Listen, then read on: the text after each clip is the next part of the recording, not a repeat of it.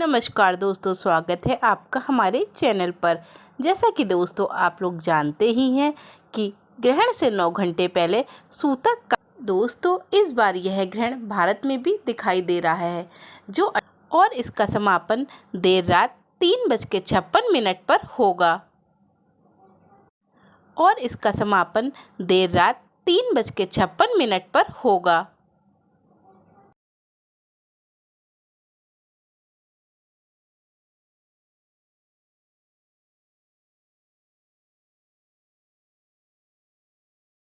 दोस्तों शास्त्रों के अनुसार चंद्र ग्रहण के बाद गंगा स्नान करने का और दान पुण्य करने का बहुत ही अधिक महत्व होता है।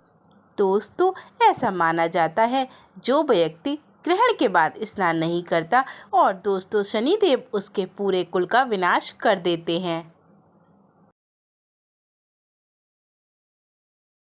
इसीलिए दोस्तों स्नान करते समय नहाने वाली बाल्टी में डाल लेना यह एक चीज़। यदि दोस्तों आप धनवान ना हो जाएं तो हमें बताना।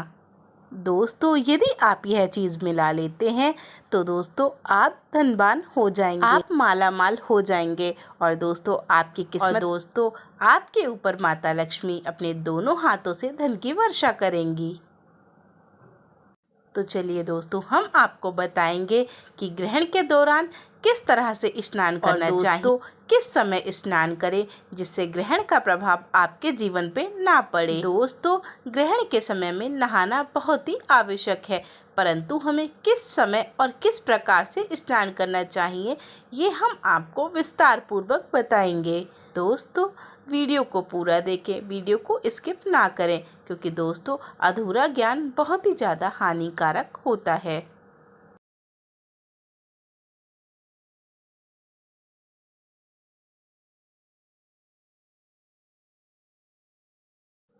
चैनल को सब्सक्राइब करें, वीडियो को लाइक करें और कमेंट बॉक्स में लिखें हर हर महादेव।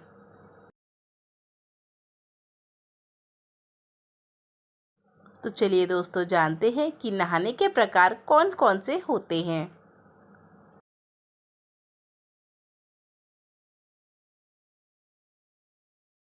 हम आपको एक सामान्य सी जानकारी देंगे, परंतु दोस्तों यदि आप अपने जीवन में पैसों की तंगी पा रहे हैं और दोस्तों आपके घर में कलेश हमेशा आपके नहाने की आदत, हम आपको आज बताएंगे कि व्यक्ति को नहाने के बाद यह काम बिल्कुल भी नहीं करना चाहिए। इस काम के कारण ही व्यक्ति को अपने जीवन में कंगाली, पैसों की तंगी आदि समस्याएं देखने को मिलती हैं। दोस्तों भूल कर भी इस तरह से स्नान कभी भी मत करना, नहीं तो आपका परिवार तबाह हो जाएगा। और दोस्तों आप बिल्कुल इसका सीधा कारण यह है कि हम स्वयं कुछ ऐसी गलतियां करते हैं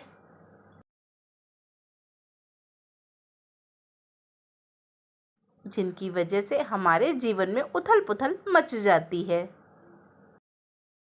दोस्तों स्नान करना तो बहुत ही ज़्यादा आवश्यक होता है। दोस्तों स्नान करने से हमारी बॉडी स्वच्छ रहती है और दोस्तों हमारे शरीर पर किसी प्रकार की बीमारियां नहीं लगती हैं। परंतु दोस्तों सनातन धर्म में ऐसा माना जाता है स्नान करना व्यक्ति के लिए बहुत ही ज़्यादा आवश्यक होता है। और अमूल्य बात यह है कि दोस्तों यह बहुत ही ज़्यादा गलत आदत होती है।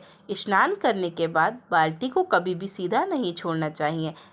ऐसा माना जाता है यदि कोई व्यक्ति बाल्टी में आधा पानी छोड़ दे, दोस्तों हर व्यक्ति के पास अपने किस्मत का धन होता है और हर व्यक्ति के अंदर सकारात्मक ऊर्जा होती है और हर व्यक्ति के आसपास नकारात्मक, जिसके अनुरूप यदि आपका समय बुरा चल रहा होता है और आप कोई ऐसा कार्य करते हैं जिससे आपको परेशानी होती है तो दोस्तों आपके परिवार को भी वह सब भोगना। तो दोस्तों नहाने के बाद आपको अपनी बाल्टी में पानी नहीं छोड़ना चाहिए।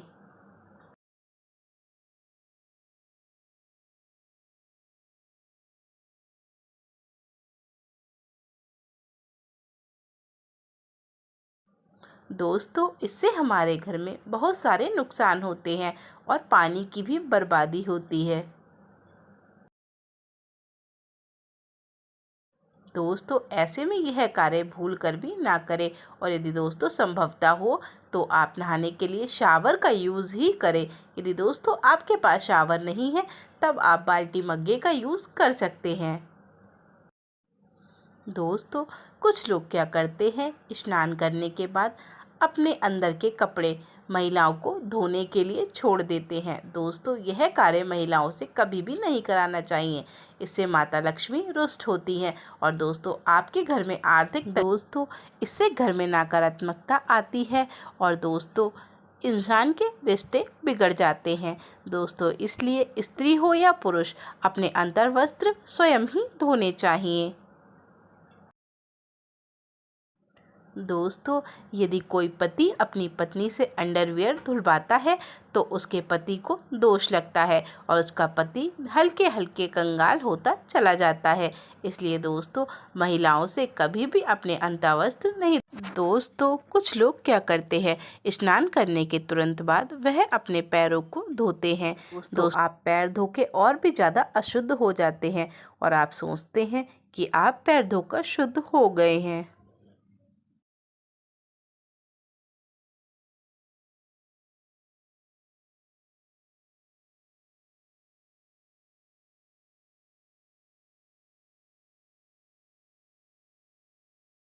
दोस्तों मनुष्य को स्नान करते समय मौन रह के स्नान नहीं करना चाहिए।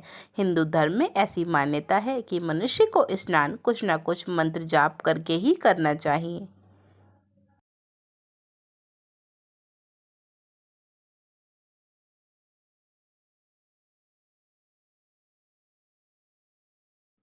दोस्तों कभी भी हमें मौन रह के नहीं नहाना चाहिए, इसे वैज्ञानिक दृष्टि से बहुत ही ज़्यादा गलत माना गया है।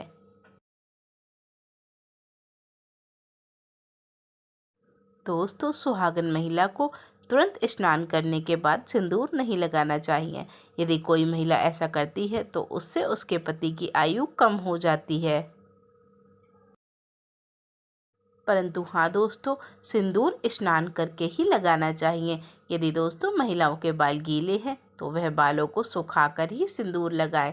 दोस्तों गीले बालों में सिंदूर नहीं लगाना चाहिए और बाल काट कर ही सिंदूर लगाना चाहिए।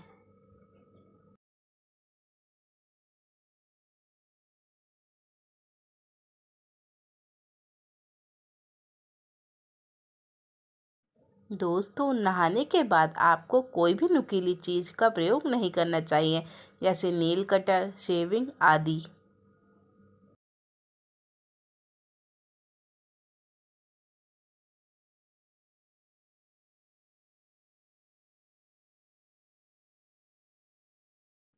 क्योंकि ये चीज़ें नहाने से पहले की जाती हैं, नहाने के बाद नहीं।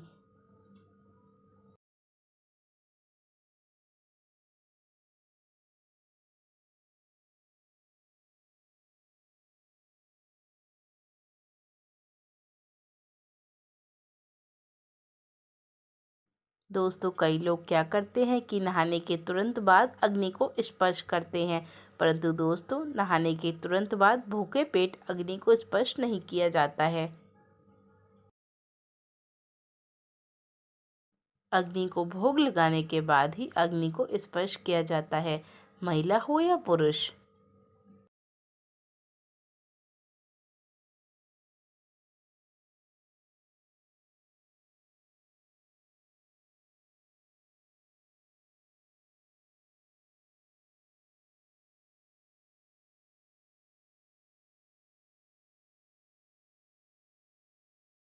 नहाने के तुरंत बाद आपको चूल्हे को नहीं छूना चाहिए। गांव के लोग इस बात को बहुत ही ज़्यादा अच्छे से जानते हैं। दोस्तों आप अपने मुंह में कोई भी एक दाना या कोई भी फल फ्रूट आदि रख सकते हैं और दोस्तों उसके बाद ही आपको अग्नि को स्पर्श करना होता है।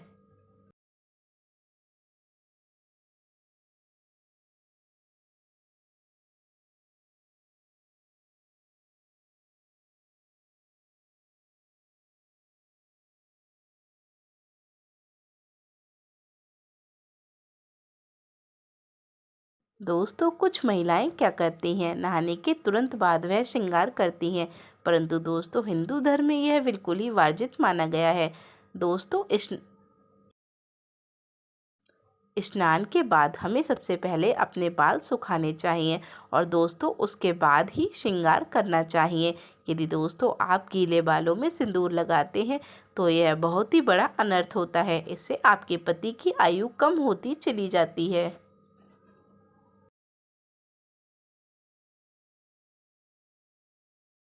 दोस्तों महिलाओं को अपने बाल खुले नहीं रखने चाहिए। यदि महिलाएं अपने बाल खुले रखती हैं तो नकारात्मक शक्ति बहुत ही जल्दी प्रवेश करती है।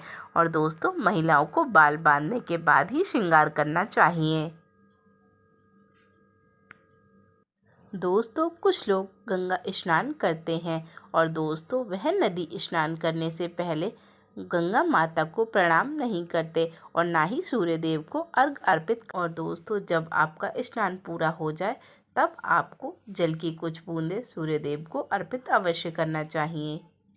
इससे आपके अंदर सकारात्मक ऊर्जा। यदि आप ऐसा नहीं करते हैं तो आपको नदी स्नान का पुण्य प्राप्त नहीं होता है।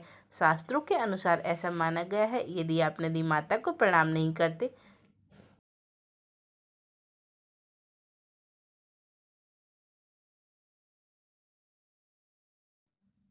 तो आपको गंगा स्नान का फल नहीं। तो इसी प्रकार एक साथ कई लोगों का स्नान करना वर्जित माना गया है। और दोस्तों खासकर महिलाओं को तो एक साथ बैठकर स्नान नहीं करना चाहिए। यह बहुत ही ज़्यादा अशुभ कार्य होता है।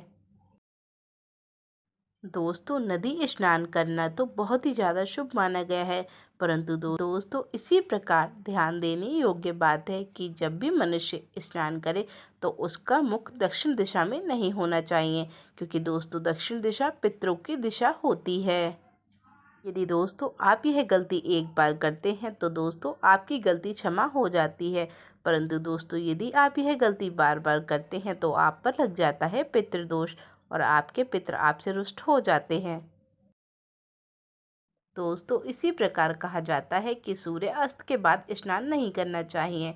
दोस्तों आप गर्मी की थकान में होते हैं और फिर आप सूर्य अस्त के बाद स्नान करते हैं, यह एक अच्छी आदत है। मतलब कि दोस्तों गोधूली बेला में स्नान करने से हमें खासकर बचना चाहिए। और दोस्तों छोटे बच्चों को स्नान कराने के बाद उन्हें काला टीका लगाना नहीं भूलना चाहिए।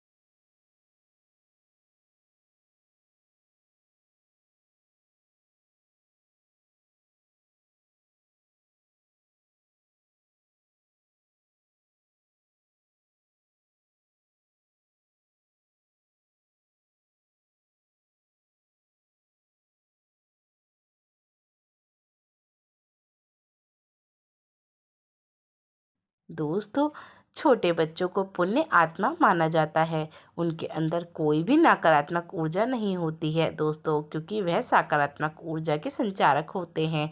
इसलिए दोस्तों उनके ऊपर नकारात्मक ऊर्जा बहुत ही जल्दी अटैक करती है।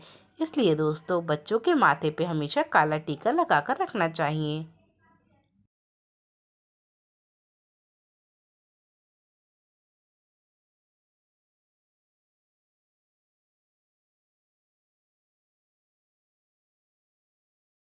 तो चलिए दोस्तों जानते हैं चंद्र ग्रहण के बाद वह कौन सी चीज़ है जिसे बाल्टी में डालने से, स्नान करने से हमारे जीवन पे चंद्र ग्रहण और सूर्य ग्रहण का कोई भी असर नहीं पड़ता है।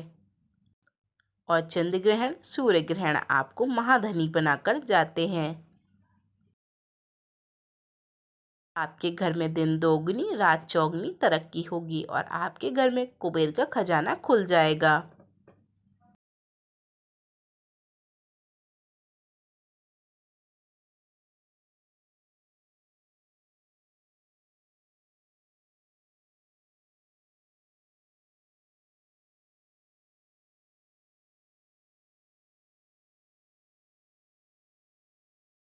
दोस्तों हम गारंटी लेते हैं कि यदि आप अपने स्नान की बाल्टी में चंद्र ग्रहण के बाद या सुबह में थोड़े से तुलसी के पत्ते और बहुत थोड़ा सा गेरू डाल लेते हैं तो दोस्तों आप महाधनी बन जाएंगे। आपको करोड़पति बनने से कोई भी नहीं रोक सकता है।